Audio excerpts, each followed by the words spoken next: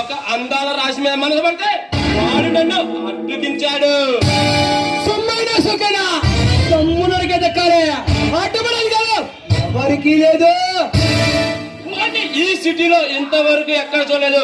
వాడు నా నుండి తప్పించుకోలేడు. వాడు ఎవరైనా కావచ్చు, ఎంతటి వాడైనా కావచ్చు,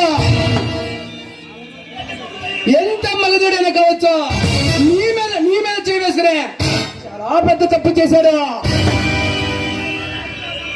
వాడిని పట్టుకుంటాను బాబులేని గాడు. ఈ సిటీలో ఎక్కడున్నా వాడిని ముక్కలు ముక్కలుగా నరికి వాడిని.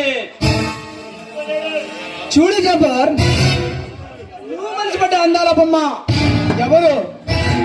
మరి కనీసం దాని వివరాలన్నా తెలుసుకున్నావా? తెలుసుకోవాల్సిన అవసరం లేదు. దానిని ఒక్కసారి చూసినాక దానిని ప్రేమించబోతే ఆ బతుక్కి అర్థమే లేదు. అంత అందంగా ఉంటుందా?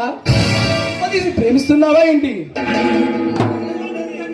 నిజానికి దానిని చూసినాక ప్రేమించబోతే ఆ బతుక్కి అర్థమే లేదు.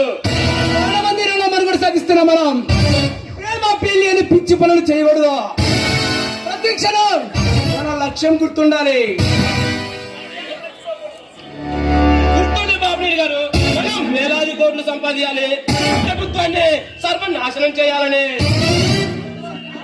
రాబందు లాంటి ఈ రాక్షస రాజ్యంలో మతకాలను సృష్టించాలి, అమలు పెంచాలి. ఈ దేశాన్ని సర్వనాశనం చేయాలి. అదే మన లక్ష్యం. మనం సర్వనాశనం చేయాలంటే ఒక పక్క ఆ సిబిఐ ఆఫీసర్ గారు ఉన్నాడు, ఒక పక్క ఆ ప్రదర్శన ఉన్నాడు. వాళ్ళని తప్పించుకోవడానికి మా తమ్ముడు అంకిరాన్ని వెళ్ళి పంపించాను. ఈ సిబిఐ ఆఫీసర్ ఎవరు, కుటుంబ సభ్యులు ఎలా ఎక్కడ ఉన్నారని తెలుసుకోమని పంపించాను. మరి ఆ పలయ సింహం గారి సంగతి?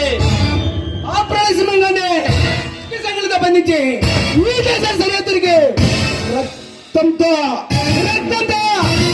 లేపుడు చల్లుతాను.